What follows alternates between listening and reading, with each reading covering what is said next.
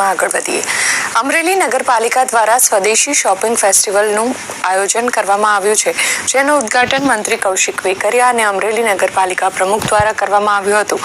સાથે જ મંત્રી દ્વારા મહિલા સંચાલિત સ્ટોલમાંથી સારી આવક મેળવનાર મહિલાઓનું સન્માન કરવામાં આવ્યું હતું। 10 દિવસ સુધી ચાલનારા આ મેળાને પ્રથમ દિવસે જ સારો પ્રતિસાદ મળ્યો હતો।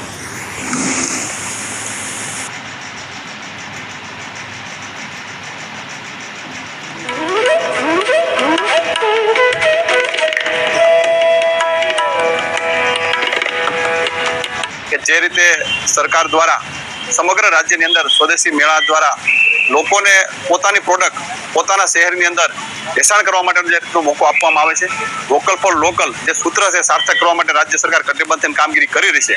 એ અનુસંધાને આજે અમરેલી નગરપાલિકા દ્વારા એક ભવ્ય અને સુંદર સ્વદેશી મેળાનું ઉદ્ઘાટન કરવામાં આવ્યું છે।